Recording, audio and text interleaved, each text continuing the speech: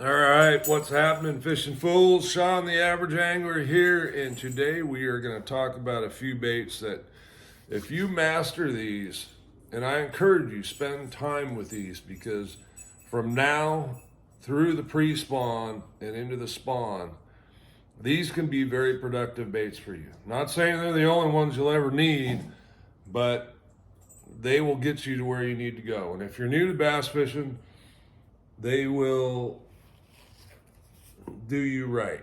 Okay, they're going to be players for quite a while in the next few months. And I brought the rods in. I'm getting ready for a tournament. And so I'm going to show you what I throw them on. And we will go from there. Okay, rod, line, all that. This is a 1/2 ounce PB&J California Reservoir Lures jig. Okay, I got a how to fish a jig video I just put up, I don't know, 3 weeks ago, a month ago, something, about the basics of jig fishing, where to fish it, how I fish it, all that kind of stuff. Okay, I don't have a trailer on this one yet. This one's also not trimmed up yet. It will be because I'm going to a spotted bass fishery. I will be putting on a Yamamoto Flappin' Hog in the 3.75, I believe it is. And that is 330. It's green pumpkin with purple and something flake.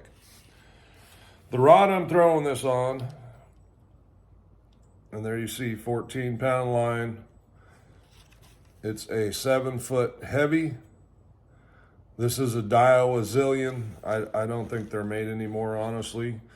But 7 foot to 7'3", medium heavy to heavy, depending on the rod, they vary a little bit, is what I would recommend. Something in the 12 to 20 pound test range, something like that should do you right. I'd probably suggest a medium heavy over a heavy. This Zillion is very light and sensitive, so it works really well for this. I actually got 2 of these out of a clearance bin, so I got a really good price on them. The reel is Daiwa Tatula SV T-Wing 7-3-1. Okay. Well, that's going to flap over. It's 7-3-1, trust me, okay?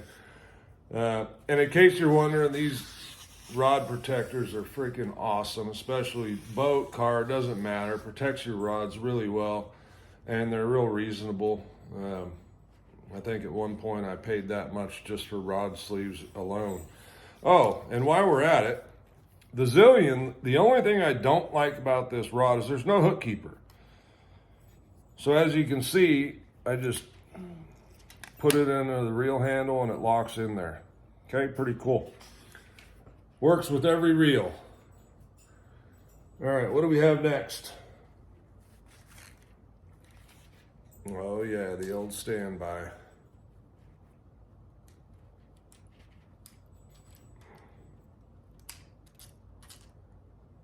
Boy, that thing really wants to creep on up in there, doesn't it? All right. This is a Lucky Craft Stacy.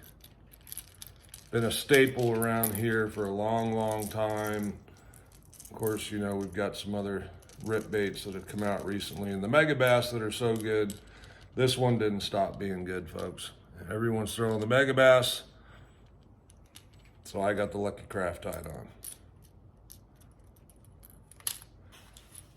This is on a new rod I got. For those of you that have seen the reviews on the Powell Naked series, again, I'm not sponsored by them, I'm buying these. I've really liked them a lot, and so I wanted a dedicated rip bait rod. This is a 6104 CB, 6'6" to 6'10", 6'11". For a rip bait, this is a moderate fast, medium, moderate fast action. 8 to 17 pound test. This is 12. I could have gone 10. This is a great bait.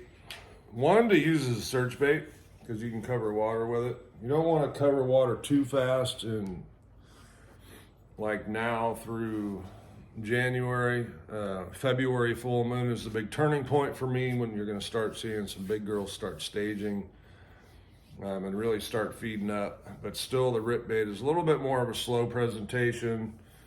Twitch, twitch, pause, twitch, pause, twitch, twitch, twitch, pause. You don't want to move the bait real far. All right. This one is just a bait that you can, when the fish are really negative, they will eat. Okay, that's a 1/4 ounce underspin. This is a cool head. Cool heads are sold just about everywhere. Tackle Warehouse, the hookup, they all have them. I just like them a lot. I've been fishing them for years. It's kind of a finesse jig head.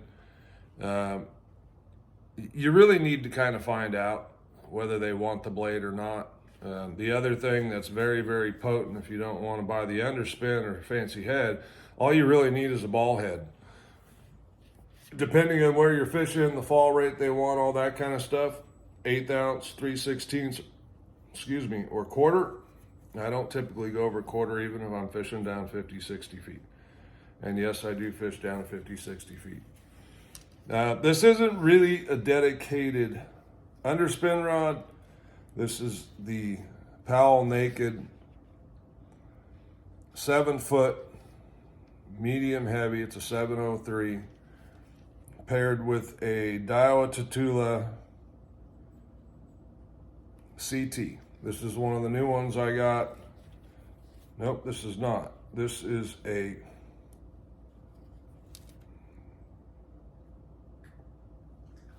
Daiwa Tatula 100 HSL. Okay, 7.1 gear ratio. It's a lighter, medium, heavy action. Very good casting. You can also throw it on a spinning rod, no problem. 8-pound test, 6-pound test. The ball head works fantastic. This is probably no surprise to anybody. You can see the weight sticking out of there. That's a Neko rig worm. This is a Yamamoto. I think they call it the Pro Senko. It's the skinnier one. It's lighter. It is rigged on a Daiwa Tatula Elite 7'4". I think this is called the Versatile. Has the AGS guides, really light. As I've mentioned in other videos, you see I don't pull plastic off. It's off up here. It's still on down here. I just leave them until they start to come off. Just protects this is EVA foam. But even your cork, protects your cork. Doesn't bother me. I'm holding the rod up here anyway. The reel is Daiwa Ballistic LT 3000C. Nice light reel, extremely good drag. That is Sunline braid in yellow. That is more of a light green at this point. And I typically, depending on where I'm at, will throw a 6 to 10 pound leader. This is probably, oh, it says 8. I always put the sticker on with my leader size, okay? I know the braid's 12. This is another great one to cast around, get down to the bottom. You can shake it some, hop it, work it back to you, whether you're on the bank or in a boat. This will work all the way through the spawn. Okay, so these baits are all really good for the next, man, I don't know, here in Northern California for the next 3-4 months. And like I said, it's not that you won't add in other baits, but these baits will be on my deck for the next, through April, okay? Along with some others that will change month by month, time of month, that kind of thing. The other bait that I would suggest having all the time is a drop shot. And I'm not a big fan of the drop shot. I just find it to be boring, and I want to whack the heck out of fish, set the hook hard, that kind of thing, and move a little faster. But the bottom line is the drop shot is just the most effective bait at certain times, certain days when they don't want to eat anything else. If you're new to bass fishing, I would suggest learning how to fish a drop shot. It can be extremely potent. You can fish almost anything on it. You can fish a Senko on it. You can fish shad style baits, little small swim baits, the whole forward facing sonar, little minnow baits can be fished on a drop shot. If you were going to fish one worm on a drop shot, I'm a robo worm guy, been one for the longest time. So that's what I know. And you can rig them wacky, you can nose hook them, or you can Texas rig them, depending on what you're throwing into. I will say, don't be afraid to throw in the cover. The year Aaron Martins won on the California Delta, he was throwing a drop shot into some pretty heavy tules, and he was catching giants. So it can be done. Learn to fish a drop shot. Don't be like me. That's why I didn't bring one in, because I actually don't have one tied up. My partner will be throwing a drop shot, so I know I don't have to do it. If I do, I'll add it on and rig it up while we're on the lake, or one night after practice, either way. So to keep it simple, this is what I am doing right now. I mean, these are my rods. I'm going to practice and do a tournament next week. January 4th, I think we're leaving, and that's what I'm doing. I'm getting stuff ready. Now I have more rods with a bunch of this and a bunch of that. I got glide bait rigged up. I got swim baits rigged up. The A-rig, of course, is another alternative for the underspin. Sometimes they won't want the A-rig, and then you got to figure out whether they want blades or no blades and all that kind of stuff too. The A-rig is a great bait in the winter as well when they're chasing bait. I find it to be a little more effective when it's stormy, windy, something like that. And then typically if it's windy, we have cloud cover, I'm going to go with blades.